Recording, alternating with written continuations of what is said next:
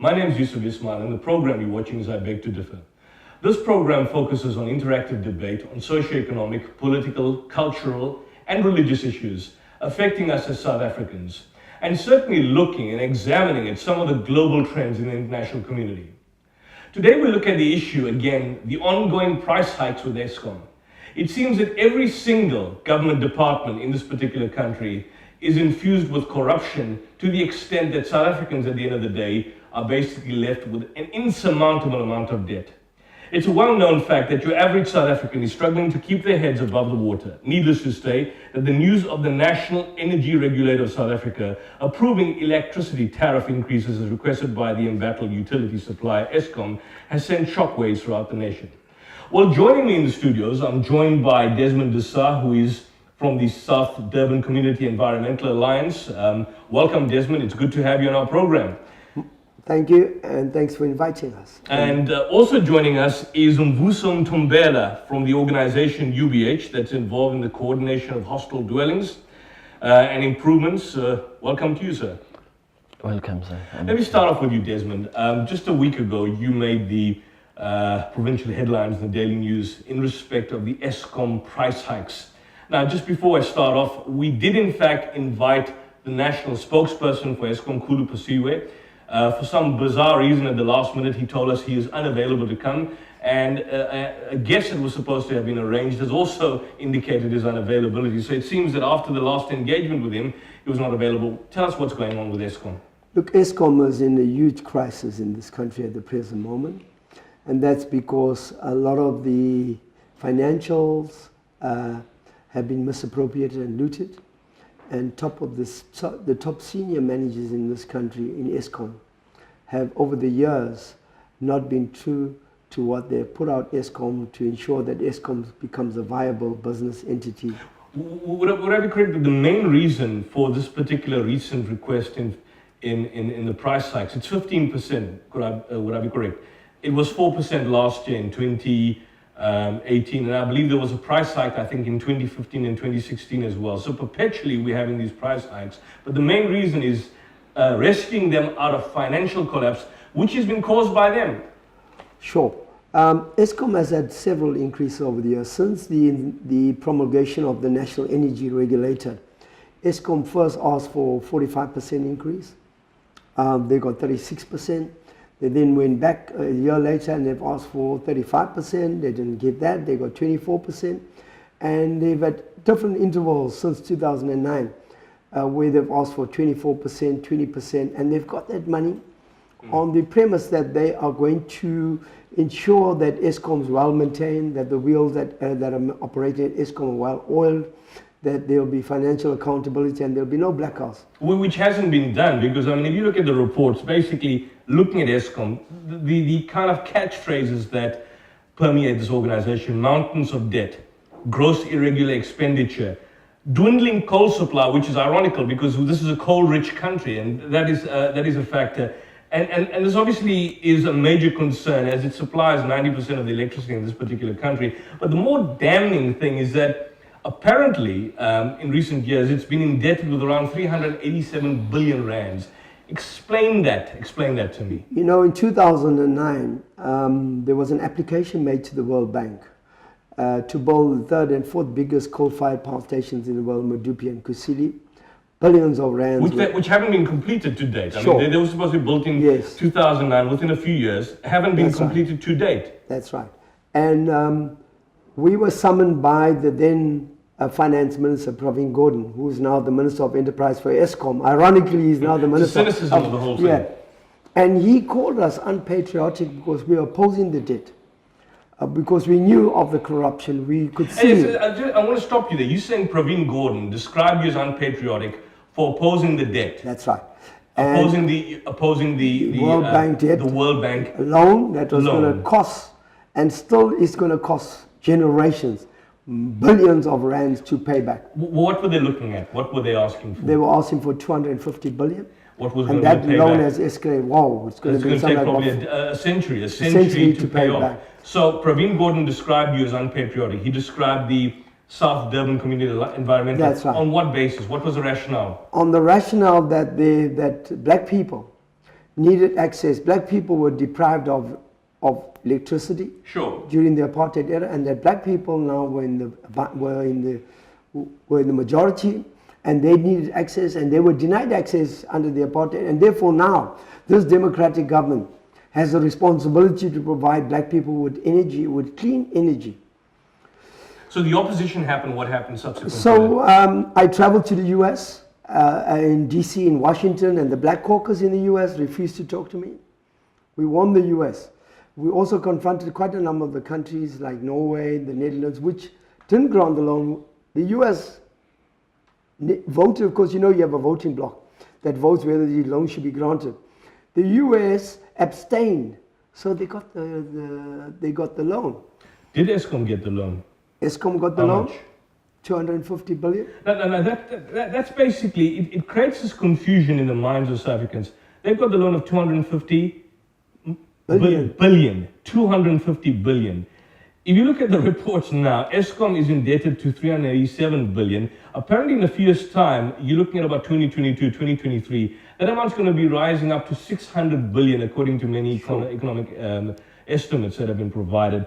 That means that most of this payback, besides obviously coming from government bailouts, it obviously will come from taxpayers' money, and obviously the increased price hikes that are going to be put out with ESCOM, which means that there's a double billing. There's a double billing on the community at large. We could have provided the energy, renewable energy, for not even for not even half or even a quarter of that money to everybody. But what led to that initial indebtedness? Because there's many theories that initially, what led to that initial indebtedness? Remember, the government of the day, they got 10 million. There was a big corruption deal which the U.S. security has found with Hitachi that gave 10 million. That was during the Mbeki administration, right? Yes, they gave 10 million to the ANC. So people are paying back for political parties to give them money. And the people that are paying back are the working class, are the poor of this country who have access, who are using the grid and are paying these high tariffs. The ANC was given 10 million. The people in the Witbank, they left out a scrubber that cleans the sulfur. Where they were building we won the World Bank. We had an inspection team that came to South Africa. We won the World Bank. You are building coal-fired power station. Firstly, it's contributing to climate change, but more importantly, in parts of the country where there's water scarcity, in Witbank, there's absolutely no water. People don't have water there. And when they went and built the mines, got the mines and all that, people still now are drinking dirty water, contaminated water with heavy chemicals in it. These, just before I come to you, but these two mines, Medupi and Kusile, they were supposed to... These are the biggest power stations. The biggest power stations, but they haven't been completed to date, am I correct? They haven't been completed. What was the delay? Because when I asked Kulu Pasiwe a few months back, the argumentation was that the contractors that were involved in the development of powers, there was a lack of manpower, lack of the necessary expertise, all these usual excuses that are presented by them, and money's already been paid. Firstly, South Africa has the most qualified people and the experience of building massive, big infrastructures like refineries, like Sasol, you name it. We have all the qualifications where there's boilermakers while it's in this country. And they didn't employ those people. Secondly, let me say that there was a huge corruption at those places, at Medupi and Kusile. It was poorly managed. The monies that were given, if you look at all the golden handshakes that were paid to the CEOs of ESCOM, Brian Daumers, Brian Molefe, 30 million rand. Why did Molefe receive 30 million? Why did they give him a when you say the payment of 30 million, when you say 30 million, what was in respect? It was a golden handshake, so that he could leave to Brian Molefe. To Brian Molefe, and now the evidence is coming out, huge corruption. Daumers was also involved in it. He was highly implicated.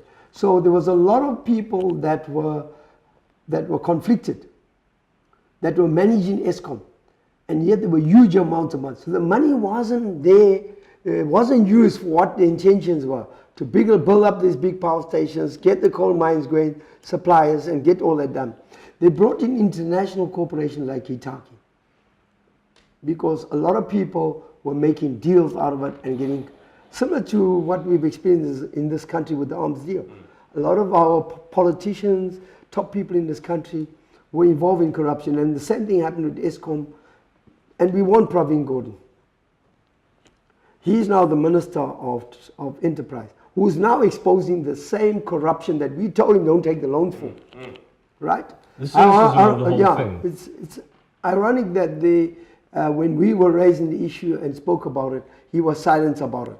But suddenly, because he realized and he was going to be affected and all that, now he's beginning to speak up. And now the truth is coming out that the people, the communities, in fact, in this country, had a lot of insight, because whistleblowers were coming to us and giving us the information of all the corruption that was occurring at Eskom. And we warned the National Energy Regulator. So they themselves are also, their hands are not clean. Their hands, they were informed in 2009 and subsequent to all those years about the cost, that placing the cost of tariff increases onto poor people is not on. The third point would be that who is this electricity for? Because we had an abundance of electricity for ordinary people. We were paying because most of the dirty industries were moving away from Western Europe, from the north, such as your big energy users like BHP Billiton and others. And they came to the south and they're based in Richards Bay. They are the beginning. 77% of your electricity. The consumers are these particular companies. Are the big companies. And that's the problem, because energy analyst Chris Yellen made the same point. Sure. The majority of the consumers are these big, massive conglomerates that are basically foreign-based in South Africa doing business. The average, but this is what he said, the mounting pressure on consumers, besides the propensity to rise the inflation rate astronomically, he says the impact will be significant. Consumers can expect at least a triple inflation increase next year. It will certainly tip over the inflation rate. And this basically raises deep concerns, particularly now in 2019 with the upcoming elections. What can South Africans do? What should we do? Very clearly, I think that the majority of our people, the poor, the working class, are only receiving 17% of electricity. Why should we be a very small proportion? 70%, and then the balance, which is close to 83%, is given to big energy users such as your aluminium smelters, your refineries, your paper mills, your mines, your Sasol, BHP, and those companies have shipped their profits overseas to the New York Stock Exchange where they're listed, or the London Stock Exchange, or Marble. None of that money is creating jobs. Coming back. So it's consuming from the country and leaving the country entirely. And even the export of electricity is done through that. So those profit makers are not really creating jobs. Eskom at this present moment in time is shedding jobs, wants to shed millions of workers' jobs in this country. Those big industries are creating jobs in their home country, in Australia, in London, or in England, or in the US, or in other parts of Europe. We are shedding jobs. We've got over 50% of black youth unemployed in this country. Mining industries that are using the mines, that are making huge profit to ship off all the coal and all to other parts of the world, are also shedding jobs here in this country. So where's the benefit? We ask the question. Who is benefiting out of it? I want you to hold that thought, Desmond, and I'm going to come back to you, Mvuso, when we're back, but we have to go for a quick ad break. I have to pay our bills, and we'll be back shortly.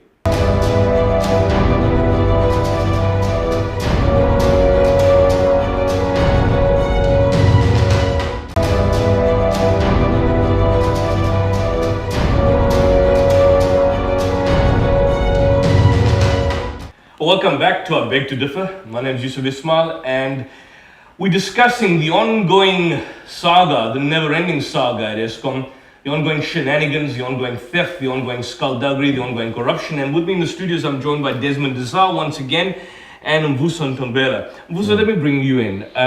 You're part of this organization called the UBH, which is involved in the coordination of what goes on at some of the hospitals in the townships. Tell us your role in relation to the issue of price hikes at Eskom. On behalf of the hostels, because we're the organization that caters for every organization, every hostel around Durban, KZN. Firstly, what does UBH stand for? UBH stands for Ubunye Bama Hostel. Which is? Which is, we're trying to get the hostels to to make peace, and they must come together Kind and of a work network, together. creating a nexus between network sort of. Lazi, Claremont, All all those- these other places. It's Jacobs, Kwamakuta, S.J. Smith, Wema, T-Section, Kwamashu, and Clearwater, Togoza Hostel, Dalton in town. We have two hostels in town, which is Togoza, it's a women's hostel, and Dalton. Each and every hostel have issues when it comes to electricity. Tell us the problems that arise from that. Because I mean, when we talk about hostels, the first thing that comes to mind immediately, crime, drug trafficking, killing, mass murder, in instances massacre. That's the first thing that comes, negative perceptions on hostels.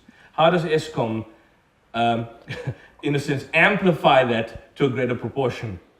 I'll talk about this thing that have been all over the media, the killings that were going on in Cleveland. I think where ESCOM fits in, it's that these killings are only happening at night when it's dark. There are no lights, which must be there just to make people to be aware that, okay, someone is coming. So there have been killings that have been going on there, like so many people have died there at Cleveland. Even Kwamashu is also a huge hostel, just like KK. KK is far, but then Kwamashu is a huge hostel which also have been, there have been killings that have been going on through this electricity thing. And so you're saying, as a result of the blackouts, opportunistic criminals take advantage of position, that. and that's a time which basically is where heightened crime spikes basically occur, as you find, for example, in some of the rural areas where there's absolutely no lights.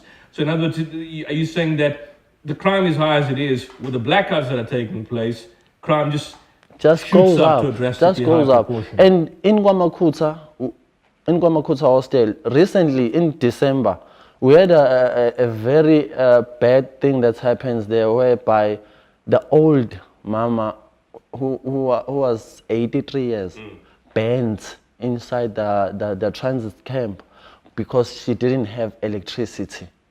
She was burned into ashes inside that. How did that happen? Because he was using the candle. She left the candle on, then it's burned the whole place. And that was a block of transit camp.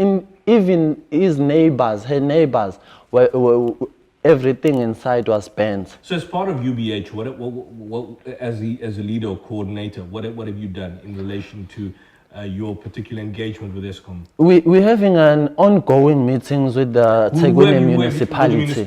What's been the municipality's response in Durban? It's hard to get those people. Well, who did you approach? It's the mayor, the deputy mayor, not the mayor, city manager, city managers, and the managers of the hostel, which are, I don't know whether must I mention them, but it's Nyawose and Begapagati, who are looking after the hostels. We've been having meetings with them, like, okay, guys, these are our problems. What are the challenges that they are presenting? The sense of inertia on their part. What are the issues? You presenting them to the problems. What are they saying? What's the response? Is there no steps, no trajectory charted out by them in terms of providing meaningful solutions? Firstly, we told them that we want to have a visit for each hostels around Durban, so they can see themselves what are our challenges in the hostel and in the hostels. And they said, okay, it's fine, we'll come with every department. So electricity department was there, water department was there, every aspect. So each and everyone was taking note of the damage that he or she working under. That's okay, this is electricity. There are so many houses in Kwamakuta which doesn't have electricity. Same thing at H.J. Smith, Clearwater, Wema. Every hostel had the same issues. So they've been going on like saying, okay, guys, we will call you to report back about our visit. But And still there's been now, no response, basically. no proper response. Like, okay, this is what is going to Desmond, you wanted happen to say now. something? Yeah, look, The municipality has got indigent policy, but they do not roll it out. We lodged a complaint. Are there cost challenges for them not rolling up some of these policies? Well, look, Durban has got a huge budget, the biggest budget after Johannesburg, and yet they are not rolling out anything. And you see wastage expenditure. Expenditure for big... a lot of these programs, functions, rock concerts, exactly. statues, the unveiling of statues, which is now stopped, right? That's right. Instead of them looking at the needs of the people in Durban, they're taking the money, and the money is diverted from much needed services for poor people to big infrastructure projects like sporting events, you know, the soccer tournament in 2010 that we got here. Sure.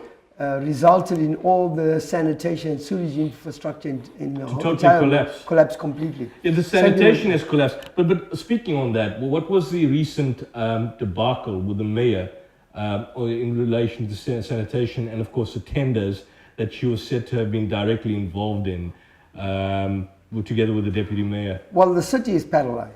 There's two different factions within the city. When you say paralyzed, in terms of working together? Working together.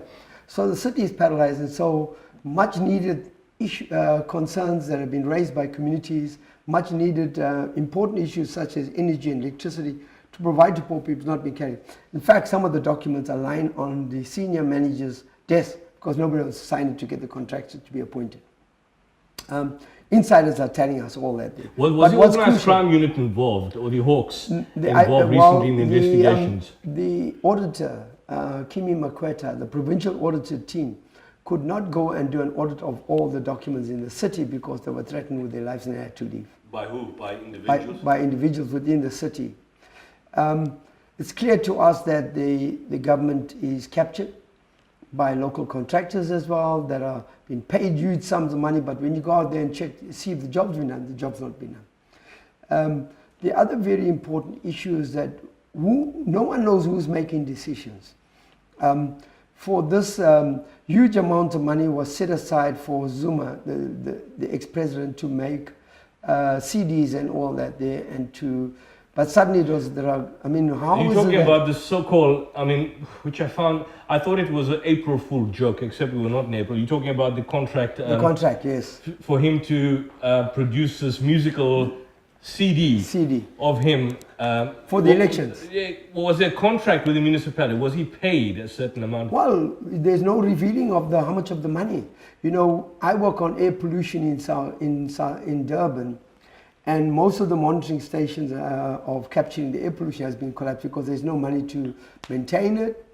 There's no money to employ staff. Staff have left because no money to pay them. But the budget is there. The budget is there. But it's been utilised for something else. For something else entirely. Yeah. It's what they say, Section 36, that they can transfer money and use it under Section 36 without revealing where the money is going to. And that's basically the kind of I would say disclaimer and leeway in terms of which they escape any kind of public scrutiny. The Mananasa report exposed a lot of that, and the people that were responsible have never been brought to book.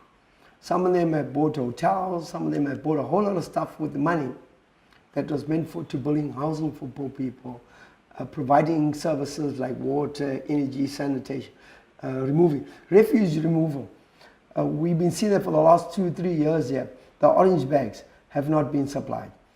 Simple things like that, showing and indicating clearly that the funds that are needed to develop the electricity infrastructure to provide it is not there. That Eskom is collecting and the municipality are collecting a lot of money from people, from ordinary people. Yet we are not getting the service in return. If this was a big industry, they would threaten them, we're going to move away from here, we're going to shut our plant down. They will act tomorrow. Immediately there will be action. But when poor people, we complain about our light poles not working, there's no lights in our streets, simple things like street potholes, lights. Roads, infrastructure. No money available, and you find that years later, those things are still not, and you can write and bring it to the attention. Even the local councillor, these guys, we elect people every 5 years, but our local councillors, they themselves get frustrated because even if they bring the issues up to the attention of the powers to be, it's not been done. But I just want to talk about that I visited the Wartburg area where there's water scarcity and where there's a lot of black people, and behind them there's huge coal mines. On the one side there's these big power stations, Madupi and Kusili. But let me say, those thousands of black people do not have access to electricity or access to the grid. So, and the only thing that they receive, chronic asthma, massive amount of chronic asthma where people are dying and sick and leukemia. And this is developed because of the environment because itself. of the environment itself. Just like some of these, was it the kind of mining disease where people That's have... right, silicose. So people in those communities are dying, they're sick, they're not getting employed by the facility. People are coming from outside the country to do work in this country, but people from outside, even those places, probably in other provinces, are coming there and are being employed. So the local people that live there and bear the brunt of this huge development initiative are not benefiting at all. They are getting sick, they are dying, they are hunger and unemployed. And I know that gift of the givers in this province has gone there to assist people because there's so much of poverty. The Oxfam report showed that 50% of people living alongside these major profit-making facilities are hungry. They're dying of hunger, starvation is yes. happening. Just tell me, Desmond, NERSA in fact sets tariffs and prices for the power utility, and they've been holding hearings. What's been the outcome of these hearings? Have you attended any of these hearings that the National Energy Regulator of South Africa has been conducting? Because they're the ones that determine the tariffs and of course the prices. What's happened at these hearings? I think the National Energy Regulator, over the years we've gone there, were compromised, and because we ourselves were presenting and thinking, well, we have a government institute that's going to look into the interests of all citizens and not just a few.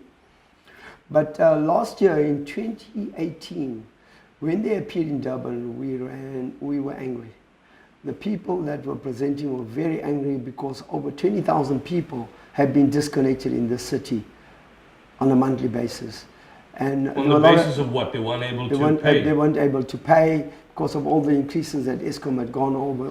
I mean, the average household is how much? 3,000, 2,000, 4,000, 5,000. And then a four-bedroom household is about 4,000 or 5,000 rands a month. Two-bedroom household, three-bedroom, 1.5, 2,000 rand. This is exorbitant. But also what we found is that the pensioners who get 1,500 had to pay that amount of money. I mean, there's no way a pensioner living alone or living with a few grandchildren can afford That's to pay absolutely impossible, and it's shocking. I'm going to stop you there, but we're going to go for an ad break, and when we're back, we're going to continue this fascinating discussion exposing the rot and fetid debris that basically permeates ESCOM. We'll be back soon.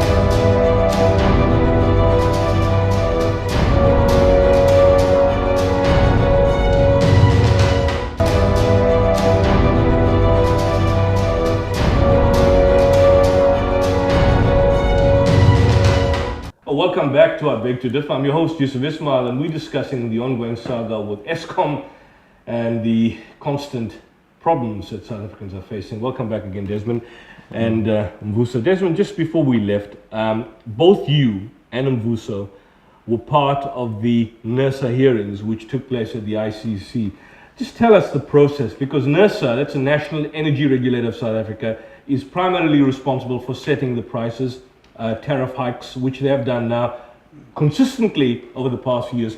What happened at the hearings? Were you briefed of the agenda at the outset, firstly? And was there any kind of meaningful and effective outcome? You know, NERSA, like all these other consultants, put out the information in December in sometimes the mainline newspaper. Okay, so just explain NERSA in relation to ESCOM for the benefit of the viewers. NERSA, which is the National Energy Regulator, was promulgated in law to regulate the tariff increase and also all energy issues. But they've been naughty. And when I say naughty is that they put out stuff not to the general public, only to those who have access to media, but more importantly, they do it during a period when everybody's on holiday. And so in December when they put it out, we alerted all our affiliates, and then we alerted the entire Durban community.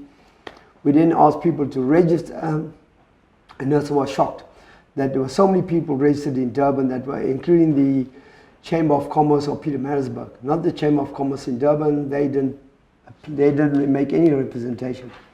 So when we got back in January, we were told, well, these hearings are going to be held on a certain date. And we then said, yes, we're going to be there.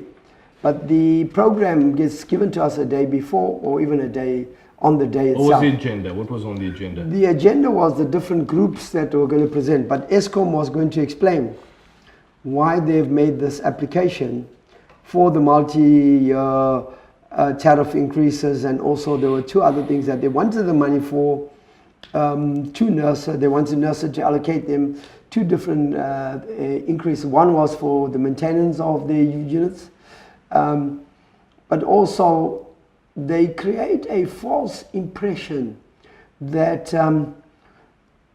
that through the blackouts pre the energy hearing. So when there's these hearings, for some reason or the other, Eskom goes and have a host of blackouts all over the country, and the paying public is unaware of it. And the first blackout was a fraud in 2009, because right. I saw the comment just recently in the report by the present CEO, Pakabnisani Hadebe, who's no different from individuals like Anuj Singh and Brian Molefe and so on. And he had the audacity and the cheek to state that load shedding in relation to South Africans is as a result of the problems that we have all caused, including South Africans. I mean, but the facts actually tell a different story. If you look at the internal Eskom documents, poor maintenance at power stations, a lack of skills, which means that things like pressure and oil levels are not checked, poor quality coal, broken fans, various milk problems, a decline in efficiency at Eskom, and more particularly the rampant theft that was going on for more than a decade at Eskom. So, obviously this is a condensed list, but in reality, I mean, it's far more. And to lump South African public into the issue as being part of the problem, I think it's extremely arrogant and audacious on his part. What a lot of the power stations, they were shortchanged, they cut corners in doing the maintenance over the years, and we heard it from a number of workers, right? And that was because there was no money. Money that was earmarked for maintaining all the power stations and bringing in proper and better technology was not there anymore because of the misappropriation of the money. The money was used for other needs. And therefore, the blackout was deliberately created to pressurize us to surrender and to give in to the tariffs that Eskom was looking at, and that we would not put up presentations or challenges at NERSA. Because it's extremely, and I don't think many people know. Are you saying that the power outages was a deliberate fraud imposed upon the South African public to suggest that there's a massive strain on the power supply? Eskom is lacking in money, and therefore we need to have tariff hikes, and this is basically evidence of it. That's why we're having these power outages. Is that what happened?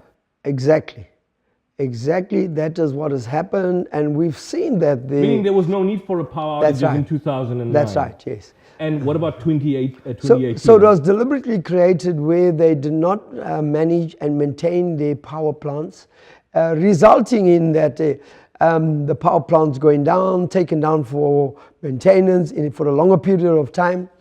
But more importantly, we found that even when they had excess power, they allowed the blackouts to continue whilst they had excess power, because they wanted to ensure that they get more money, because they wanted the paying public in South Africa to pay for power that they had excessively and weren't able to sell it. A lot of the small businesses in this country, when the blackouts occurred, started to move away off the grid, started to move on renewable energy and all that, because they were losing money. A lot of them felt the pain and had to shut down their small businesses. There was not the same rationale provided for 2018. That's not the same rationale, because in 2018 they said, in retrospect, they did not maintain in 2011, and therefore they need the money to get those plants maintained now. Was it the same charade? Same charade. Was 2018 and now, which they said they've kind of suspended the issue of the power outages, but they will obviously come during 2019. Well, the 2018 one was that they did not have coal. What they did not tell people is that... Well, when I asked Khulu Pasiwe, he says that was not the reason. He says they did have coal, but in actual fact it was lack of maintenance. But the reality is that the coal existed, but they were not accessing the coal because they had contracts with groups like Tegeta and Trillion and so on, where payments were being made, but the coal wasn't there, rand, and coal was not being delivered. That's right. But also in addition to that, Eskom did not consider that the coal was wet. So they were supplying the best coal, exporting it, and kept all the cheap coal here, and this was wet. And they did not consider that we've had climate change, and there's some parts of the country where there's been huge amount of rain that impacted upon the coal, resulting in that they couldn't burn the coal because it was wet. Okay, so coming back to NERSA, and I know we're jumping to and forth, Sure. because there's so many multifaceted issues that rise out of each and every single element, which just explains the kind of debris that we are dealing with. What happened at NERSA? What was your role at NERSA? What happened? We presented, and when Eskom presented and indicated to the National Energy Regulator and brought in the argument that that Eskom would not be able to operate, they would need the money, and retrospect payback from 2011, we were firm in our presentation that we are not going to allow that the paying public pays for something that occurred in 2011 that they didn't do because they had the money. They must go and recover the money from the people that they paid, that they given golden handshakes to, from the contractors that they had made and paid them out, the Guptas and other companies. And we said, you go back to them and you collect the money back. Are these Gupta companies still receiving their monies? They're still receiving the monies from what we have. That's disturbing. Yeah. That's extremely disturbing. That in terms of contractual relationship, the nexus is that there's a degree of reciprocity. And clearly, if the company, which is the Gupta-owned companies, are in breach, you don't pay. It's as simple as that. And I didn't find the argument in any way substantiated by suggesting that we need to fulfill our contractual obligations. But what were the contractual obligations being fulfilled by Eskom? Eskom could go to the courts, and suspend the debt, paying off the debt. That's a normal that's process. A normal process you would do. You go to a shop, you pay to buy a loaf of bread. If you don't get a loaf of bread, you get your money back. It's as simple as that. And I think, because the senior management, and I'm talking about quite a substantial amount of senior managers, are conflicted, that they continue to pay it because they knew. But I mean, Gordon, Praveen Gordon, he's recognized his point. But nothing's being done about this. And that is being paid off by taxpayers. We are still paying these companies for coal that is not being received. What should have happened is that there should be a clearing out of the house and ensuring that those that are responsible must be held accountable in a court of law. But more importantly, the access that they have bought, or the monies that have been taken from Eskom, should be recovered. This is what our concerns are. They're not recovering the money. I'm just saying, for 2018, there was 1 billion rands paid to this particular Gupta fund for coal it didn't receive, despite the utility flagging that its coal supply was at record low. And then since March 2018, 705 million rands was paid to Optimum because, what is quite ironical is that the contractual obligations were engineered by the former Mineral Resources Minister, Mosebenzi Zwane, and the acting group chief executive, Machela Koko. These two have been, they've been fired. They've been out. They're no longer in their position. They engineered this, and one of the reasons for their dismissal was because of the engineering of these particular contracts. Yet, despite the fact that they were dismissed, the obligations in terms of payment, at least from one perspective, that flow as a result of these contracts are still being made. I see that inherently, I see that as tantamount to treason. Well, it's clearly to the public in South Africa that the Eskom debacle will not end tomorrow. It's going to continue for some time. And there were many hands in the cookie jar. Many hands that had looted the coffers at Eskom, and it was Eskom was the most bloated parastatal. Even a private enterprise won't have so many chiefs, Okay. And it's clear that the company was bloated, deliberately bloated, so that many people can get access, so that you can't just knuckle it down to one individual. So did you leave NERSA with no then effective, meaningful outcome? We told NERSA straight, and I think for the first time in all the years that I have presented at the NERSA hearings, I've seen that the NERSA panel was very strong in their deliberations of saying to ESCOM, you haven't shown us one way, you haven't motivated once to say why you need the money. You haven't came here and told us and informed us how you're going to deal with the corruption. How are you going to recover the money from the companies that have taken the money? How are you going to recover the money from the individuals that have stolen the money? So I think it was clear to me that for the first time we saw a NERSA with teeth. I hope it wasn't just a public exercise. Sure. Mvuso, just bringing you in, before we go for the ad break, responses at the NERSA hearings to your particular presentations, or what did you in fact present? I would say, firstly, when it comes to NERSA, this time around it was very different, just like what Desmond was mentioning here. But I was also worried about us living here around town in Durban. We were also told about these hearings on the last minute. What about those people who are living far north of KZN? Logistically, it becomes a nightmare to you even see, travel those people to doesn't know anything. They only see the tariff goes. So was it deliberately, meaning the meetings were deliberately told at the last minute in order to prevent people from outer regions to come and attend these hearings? So we requested NERSA to take these kinds of hearings back to those places as well, because they always having it here. Have they agreed? They didn't agree, but I think they will take it to consideration. Maybe sometimes they will do that. But another point here is that I spoke about Wheatbank. Wheatbank, there are people there who are working there on the mine. They are carrying coal with their babies at the back. Look at the health hazard. Shocking health hazard. And did you present this? Yeah. What was the response from NERSA? No, it's not. It wasn't an interactive. Dialogue. It wasn't a dialogue. I was just presenting, and they were writing down, and they were recording everything. But I told them about this because there's a documentary called Beast of Ignorance. If you can watch that document, it tells you, it gives you everything. People are dying there because of taking this coal here. They have asthma, leukemia, and the most important part that is painful is that they don't have electricity. But they are the ones who generating electricity. They are generating the supply for these multinationals to use, and as a result they are being diseased, and the actual product that they are producing, they cannot be effective consumers for that. Hold that thought, Mvuso, because listening to this makes me exceptionally angry, and I assume that the same sentiment applies to both of you. We're going to be back for a short ad. We're going for a short ad break. We're going to be back shortly, and we're going to wrap this up once and for all. We'll be back.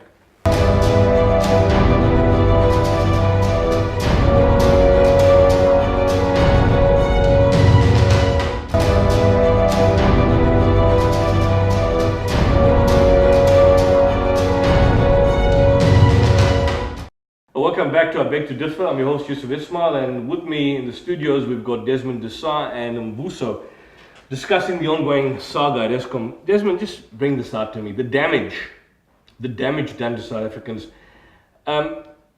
In 2008, and certainly in the decade that went before it, more particularly 2008 crucially, Eskom generally, by and large, was still functioning well. The electricity costs were generally low, but they were in many instances manageable. There was a competent workforce. This changed quickly after President Zuma came into power, and kind of transmogrified Eskom into a kind of a cesspit or a sewer of corruption, to the extent that Ted Blom, in fact, basically stated, the energy consultant Ted Blom, he pointed out that effectively what the ANC government did during the Zuma administration was employ people who didn't know what was going on, very simplistically, not prepared to look outside the party for people with the necessary required skills to run Eskom. And effectively, it seems that this entire nexus, which we were discussing prior to the program, where you mentioned quite disturbingly, which I wasn't aware of, that Brian Molefe, a lot of these other individuals, were involved in some of the underground movements within the ANC. And it seemed that when Zuma came into power, this was an ideal opportunity for him to either pay back or create this kind of nexus of corrupt individuals, a lot of him that were with him in exile, and therefore ran this entire institution down to the ground? I would not entirely blame Jacob Zuma. Some of the international institutions, financial institutions like the World Bank, the International Monetary Fund, have a lot to answer for. We should not be paying the debt through to the World Bank or the Chinese bank or the African bank. The Chinese bank, how much was involved with the Chinese? 2.5 billion, which is a recent loan that was given. We should not be paying back, and the future generations should not be held accountable and liable for those debts. They were warned, and they conceded because they knew very well. They were warned by us in 2009 in Washington, in DC. They were warned by us in Pretoria, the World Bank. But despite all the effort, all the information put together, the World Bank went ahead and granted the loan. So those multi-party institutions should be held accountable. We should not be paying those loans where the money was What's used for the interest corruption. rates? What are the interest rates? Sure, it's massive. The interest rate for the lower World Bank is above 12%. You know, it's massive, and it increases all the time. Besides the massive interest rates, what are the qualifiers to these loans? What do they come with? I mean, obviously structural adjustment programs and so on, but besides that, in relation to the Eskom loan, what was it? Were there certain permutations or certain aspects? So let me just say there's a number of issues. One is that the government must guarantee the loan, which they've done with bank bonds. So money much needed for education, for health, for job creation and other very important issues in this country has been diverted. And there is no money. So you see the budgets are being cut down. The hospitals are in a mess. We hardly got any doctors. We hardly got clinics. You find that the police had to shed a lot of policemen. We've got the worst type of policemen now. A lot of those things have happened because of the structural adjustment of the World Monetary Fund, the IMF, and the World Bank granting these loans. So Zuma and them saw an opportunity. When the money was granted, there was no proper oversight by the World Bank. Let me correct that there. We were given these loans, but the proper oversight wasn't there, resulting in 10 million rand by Itachi given to the ANC's Chancery House, which the US security has fined Itachi for that bribe. It's clear that the bribery started to get, well, it was there, but started to increase and get worse. And as a result, the paying public now is like a milk cow. They wanting more money out of the paying public. And we are saying that it's enough, and we should not be given any money to pay back any loans that was taken in our name. Those that have taken the money must be held responsible. They must be brought before the international court and be held accountable for that money. There's quite a number of them. I just want to bring out one individual. I mean, Anoj Singh as an individual. When I see the report that was done, Fundudzi mandated the National Treasury to conduct an investigation into all these allegations of financial irregularity, maladministration at Eskom, and of course at Transnet relating to state capture and so on. The report, and this is just in relation to one individual, but as an analogy and an example in terms of a whole series and range of individuals, the report in fact revealed crucial analysis when they did a forensic audit of 4 of Anoj Singh's bank accounts, statements of which were contained in his Transnet and Eskom email accounts and computer hard drives. And he was obviously he held the key position of chief financial officer at the 2 state-owned enterprises. When they looked at this, they found that the specialists in fact found that he had accumulated, for example, in his FNB bank account up to 19 million, some of which was his monthly remuneration. What was quite remarkable is that in respect of these salaries that he received from these various state institutes, there were no debit orders, there were no monthly payments, there was no withdrawals from them. These monies were just basically being accumulated, and it raises the position that how did he, this basically raises a far more bizarre situation that someone's receiving payments, and this could go on more deeper with other individuals like Molefe, like Koko, and all these other individuals that were part of the cesspit. Look, nothing should be spared in recovery, in getting these individuals or the collective responsible for the shambles at Eskom to be prosecuted. And nothing should be spared to attach their assets. whether they've got the money in offshore accounts, or whether they've got the money in their bank accounts, or whether they've transferred the money to other people in this country, which is usually the case, or they buy up assets like property, and we saw just last week all the vehicles that are bought, 20 vehicles, and the most sophisticated vehicle must be recovered. And then nothing must be spared there, and then they must be held accountable so that we set Criminal the example. charges, they need to be prosecuted. That's There the has main to be point. criminal charges. There must be an example set so that we put a stop to that. If we don't take the hard and firm line, we're not going to put a stop to corruption in this country. It'll continue for years to come. The country will be in deeper trouble. Mvuso, from your perspective, I mean, in the hostels, are there, and certainly in the rural communities, are there alternative structures and mechanisms that are being basically explored by individuals that cannot receive the basic necessary supplies of essentially electricity from Eskom? I would say truly there's been an ongoing crisis and people are commenting about this, and we're having high rates of unemployment here in South Africa this time around. Everyone knows that, and a lot of households are being guided by the old grandmothers, our grannies, and they overlooking everything with the grant money. So now they can't be paying so much. On the NERSA hearing, we had several old grandma who came with the electricity bills. Over 6,000, 4,000, 3,000. Can you imagine how is she gonna get this money? Where? Because they are supposed to eat. Everything must be taken from this small salary grant.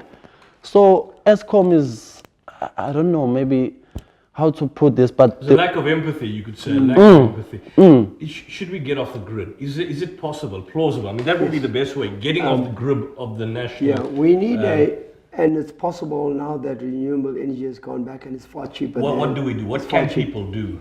We need a social, responsible, renewable energy program to be developed in the country. Installation of gas geysers, solar panels. It needs to be developed in this country. It needs to be developed in the communities, in the townships where poor people are based, and take people off the grid, because then they will have energy for a life. And also upskill people. So it must be socially owned, upskilling people with the necessary tools so they can maintain it themselves and fix it, and they can create a whole lot of jobs. Yeah. Musa, you were wanting to say something. Yeah, we even raised this question there at NERSA. If you're using Standard Bank, Desmond is using ABSA. There is a choice. But now it's only Eskom. Is there any other alternative company that can provide us with electricity? The problem also with prepaid meters, you have to pay Eskom 6,000 to 7,000 rands for the installation of a prepaid meter. Right. It's beyond the income capacity of the average South African. I mean, some people earn less than an amount. You need it to survive on a month-to-month basis. So it's a kind of ensuring that you don't get off the grid. They want to keep you imprisoned in this nexus, ensuring you cannot even go off the grid into prepaid. And here in Durban, there is this middleman called the municipality. In other places, they're paying for electricity straight to Eskom, but here we're paying municipality, and he also charges us as well, as much as Eskom is charging us. What are the additional so we're paying charges? more. Because the same thing happens. You always pay, where I'm based, the Ugu municipality, you're paying the municipality. That's right. And that money in return is not even paid in some cases. So some of the municipalities are bankrupt and they owe Eskom millions of rand. But Eskom has set up a structure. These structures are geared towards, it's part of that whole corruption thing. Those structures are geared to individualize, to make some individuals rich. So it's not owned by the community as a whole. So for example, if they're selling their prepaid stuff, it's going to some people that it's not owned by the entire community, you know. Same thing, and the prepaid is not cheap. It's even just as bad as it's quite high, excessively. Because when the prepaid meters are affected with the weather condition, who replaces? So you go without electricity because the prepaid meter is blown up. The whole system that Eskom's working on is about cost recovery, and likewise the minister. And They need to change, the system needs to change. So these big infrastructure, electricity projects that cost billions of rands should not be paid. And I want to say it again and again. We should not be paying as people who are using very small electricity, 17% of the electricity. We should not be paying for the big infrastructure projects, for the maintenance of those projects, for the coal mines of those projects. The big companies that are making huge profits, that are using all that and use big amounts of energy, should be brought, and they should be paying for it and cut back on their profits rather than get it from the poor of this country. I think there has to be a standpoint, there has to be firm decisions made on that, and if our government is really serious about ESCOM and delivering to the masses of our people, then we should be separated. The NERSA applications should exclude the working class in this country and only concentrate on those big users, because that's where it's about profit, it's about shipping the money out of this country. Let's get them on their own, let them pay for it because they're using energy, and let's take the 17%, take them off the grid, let's roll out this massive, you'll create jobs in the local community, thousands of millions of jobs, but more importantly, people will be able to use their state grants and all that for the food that is necessarily needed, rather than pay for energy that is. I want to thank both of you. Desmond Desai, it's been a pleasure having you. Mvuso Ntombela, it's been great having you. Let's continue the debate. We've run out of time. You've been watching I Beg to Differ. We've been discussing the ongoing corruption at ESCOM, as we do on a weekly basis, detailing corruption within government institutions and departments. This is a program called I Beg to Differ. It focuses on interactive debate on socio-economic, political, cultural issues. And join us next week for more hard-hitting discussion. Till next week, it's Yusuf Ismail, on behalf of ITV. Greetings of peace and good evening.